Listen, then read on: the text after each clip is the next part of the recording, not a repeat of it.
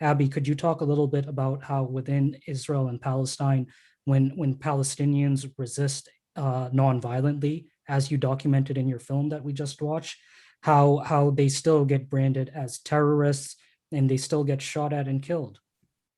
I think that the film says it all, Amar. I mean, we constantly hear from people, especially the liberals in this country, that why don't Palestinians peacefully resist? Where's the Palestinian Gandhis?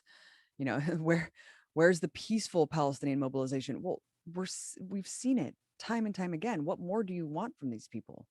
The Great March of Return specifically separated anything that had to do with Hamas or any other political faction and simply showed up across it was a cross generational thing.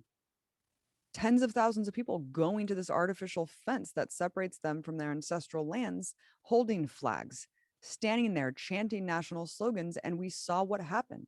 They were mowed down, not just men, children, elderly people, disabled, medics, and press. I mean, just absolutely harrowing crimes and heinous war crimes that took place, and there was no accountability for them. And I think that the fact that people don't understand that shows the sheer ignorance.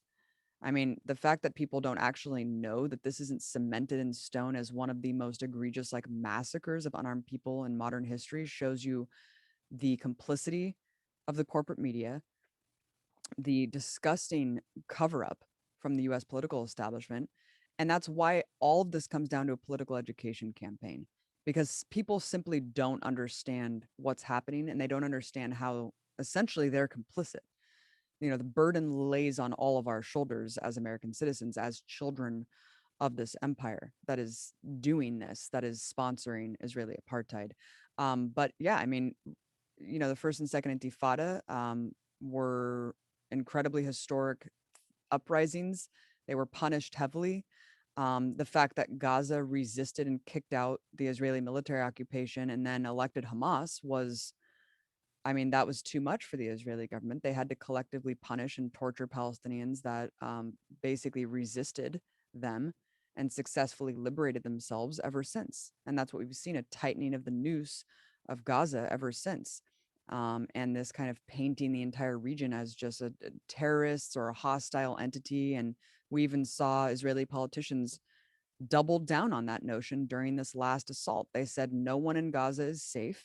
Everyone is considered a target, and no one is immune. No one is immune in Gaza. So it doesn't matter what Palestinians do, and that's what I try to tell people if they get stuck on this whole, well, they fired rockets and Israel has the right to self-defense. What do you expect people to do when they are tortured?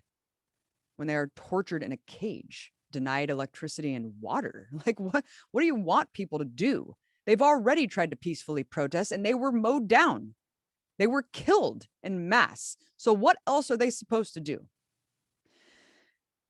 And it really is the age-old question. What do you want these people to do? What would you do if it was your daughter? If it was your family, if you lived there? What would you do? And I would actually implore even Trump supporters, all these conservatives who think that Israel has this right to defend itself against terrorism, and what would they do? Right? If they were caged in a warehouse, denied basic human rights and the freedom of movement. And they were being violently, militarized and occupied by a force that wouldn't let them leave, that wouldn't let them go get cancer treatment.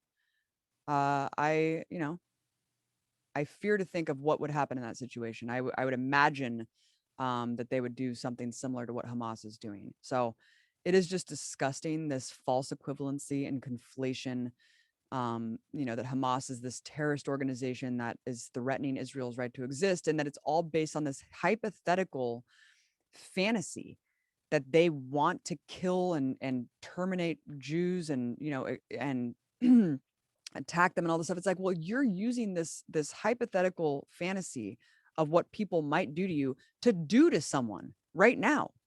I mean, isn't that crazy? And as you just saw in the film, I mean, Hamas actually has a very reasonable political plan. they've laid out in their revised charter that they are actually accept Israel's right to exist, or they would with the 1967 borders. Israel has already said that they refuse to accept Palestinians' right to exist. They are openly pledging to annex the entire West Bank. So Hamas is actually a much more reasonable actor in this scenario.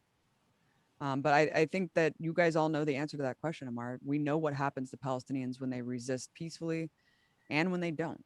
They're met with the exact same violence and brutality.